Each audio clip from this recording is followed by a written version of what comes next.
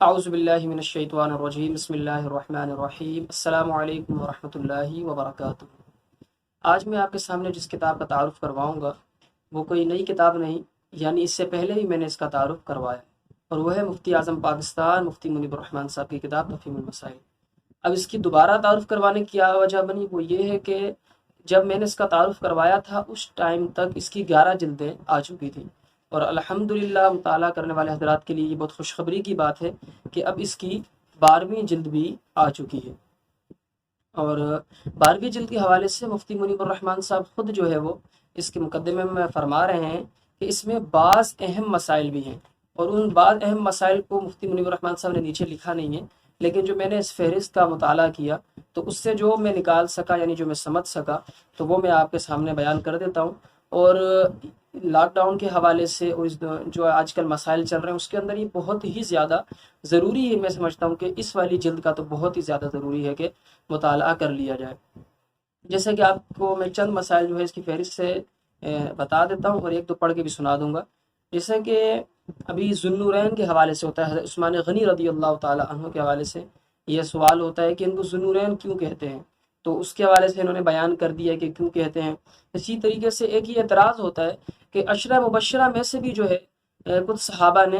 حضرت ابو بکر صدیق رضی اللہ تعالی عنہ کی بیعت نہیں کی تھی، تو اس کے حوالے سے بھی انہوں نے مکمل جواب دیا ہے کہ انہوں نے بیعت کر لی تھی، صرف اور صرف کچھ تاخیر ہوئی تھی، اور کیا وہ مسئلہ بنا تھا وہ پورا انہوں نے وضاحت سے بیان کر دیا ہے۔ اور ایک مسئلہ یہ بیان کیا جاتا ہے اصح الکتب بعد کتاب اللہ، جو بخاری کو کہا جاتا ہے، تو اس پہ بھی کچھ لوگ یہ سمجھتے ہیں کہ بخاری کے اندر جو چیز آ گئی تو وہ بالکل جو ہے نا صحیح ہے، 100% درست ہے۔ اس طریقے سے نہیں ہے۔ ایک اصول یاد کر لیں کہ قرآن پاک کے علاوہ، جیسے کہ قرآن پاک اللہ تبارک و تعالیٰ نے سورہ بقرہ کی آیت نمبر 2 میں خود ارشاد فرما دیا ہے ذالک الکتاب لا ریب فیہ، اس کتاب میں کوئی شک نہیں ہے۔ اب اس کے علاوہ جتنی بھی کتابیں لکھی گئی ہیں اس میں کوئی نہ کوئی جو ہے وہ غلطی موجود ہے، قرآن پاک کے علاوہ جتنی بھی لکھی گئی ہیں، یہاں تک کہ امام شافعی رحمہ اللہ کی کتاب ہے الرسالہ، جو ان کے شاگرد نے ان کے سامنے پڑھی، 1 بار 2 بار 3 بار یہاں تک کہ 80 بار پڑھی، تو امام شافعی رحمہ اللہ کچھ نہ کچھ اپنی غلطی پر جو ہے وہ متنبہ ہوتے رہے، تو آخر میں انہوں نے بھی یہی فرمایا کہ اللہ تعالیٰ نے اپنی کتاب کے لیے فرمایا ہے ذالک الکتاب لا ریب فیہ، یعنی اس میں شک کی گنجائش نہیں ہے، باقی ساری کتابوں میں غلطی موجود ہوگی، اسی لیے پھر انہوں نے 80 بار کر کے اس کو چھوڑ دیا، آگے اس کی جو ہے وہ تصحیح نہیں کی۔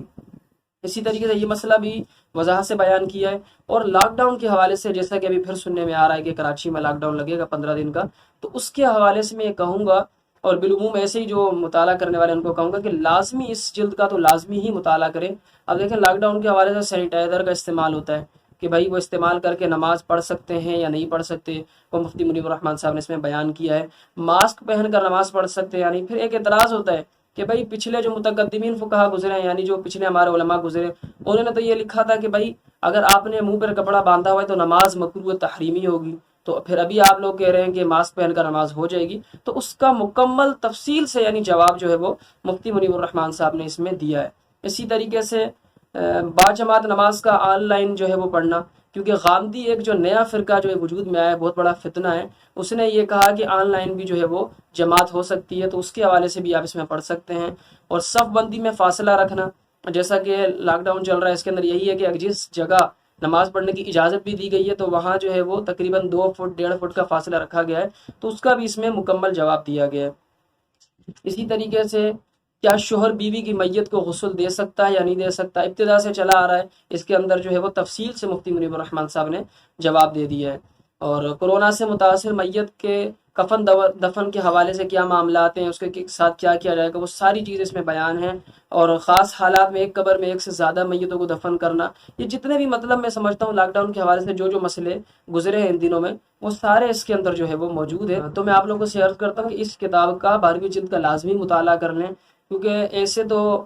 فقہی مسائل کے حوالے سے بہترین ہی ہے، لیکن لاک ڈاؤن کے حوالے سے جیسے کہ میں نے عرض کر دیا سینیٹائزر تو فلاں فلاں یہ جو ساری چیزیں ابھی آئی ہیں، فاصلہ رکھنا نماز میں، وہ سارے مسئلے اس کے اندر مفتی منیب الرحمن صاحب نے بیان کر دیے ہیں۔ ایک دو میں آپ کو پڑھ کے سنا دیتا ہوں، جیسے کہ سینیٹائزر کے حوالے سے مفتی منیب الرحمن صاحب سے سوال ہوا کہ سینیٹائزر کے بارے میں کہا جاتا ہے کہ اس میں الکحل کے اجزاء ہوتے ہیں، تو آیا اس کے استعمال سے جسم یا کپڑے ناپاک ہو جاتے ہیں یا نہیں؟ تو مفتی منیب الرحمان صاحب جواب دیتے ہیں ان چیزوں میں الکحل کی معمولی مقدار ہوتی ہے، یہ مقدار جراثیم کش ہونے کی وجہ سے ضرورت کی بنا پر شامل کی جاتی ہے، اپنی اتنی قلیل مقدار نہ حرام ہے نہ ناپاک، اور اس کا استعمال احتیاطی تدبیر کے طور پر جائز ہے۔ تو سینیٹائزر کے حوالے سے تو میں نے آپ کو مکمل بیان بھی کر دیا کہ اس کا جو ہے وہ استعمال جائز ہے، اور ایک اور مسئلہ بیان کر کے جو ہے وہ میں مکمل کرتا ہوں اپنی ویڈیو کو۔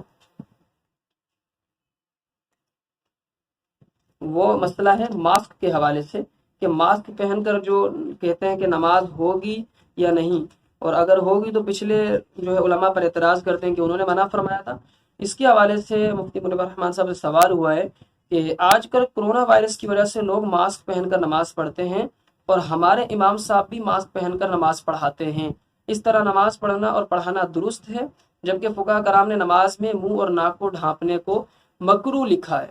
تو یہ سمجھو سوال بھی ہے اور کچھ لوگوں کا اعتراض بھی ہے۔ تو جواب مفتی منیب الرحمان صاحب دے رہے ہیں کہ ماسک پہن کر نماز پڑھ سکتے ہیں۔ ہمارے فقہاء کرام نے منہ ڈھانپنے کی بجائے کراہت دو باتیں بتائی ہیں، یعنی جو مکروہ ہمارے فقہاء نے کہا ہے وہ دو وجہ سے کہا ہے، اس کو آگے بیان کر رہے ہیں۔ پہلا یہ ہے کہ بلا عذر ڈھانپا جائے، یعنی کوئی مسئلہ ہی نہیں ہے، ایسے ہی جو ہے وہ منہ ڈھانپ کر نماز پڑھ رہے ہیں، رومال باندھا ہوا ہے نماز پڑھ رہے ہیں تو مکروہ بنے گا، ایسے نہیں۔ اور دوسرا یہ ہے کہ یہ اس سے قرات میں رکاوٹ پیدا ہو۔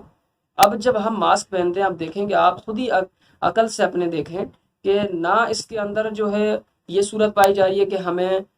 قرات کرنے میں کوئی دشواری ہو رہی ہے، اور نہ ہم یہ کوئی ایسے ہی فیشن کے طور پر کر رہے ہیں، بلکہ یہ حکومت کی طرف سے کہا گیا ہے کہ آپ نے ماسک پہننا ہے تو ہم ماسک پہن رہے ہیں۔ تو یہ ایک جو ہے بلا عذر ہم نہیں ڈانپ رہے، بلکہ یہاں ایک عذر پایا جا رہا ہے۔ تو اس کے حوالے سے آخر میں مفتی منیب الرحمان صاحب لکھ رہے ہیں اس لیے بلا تردد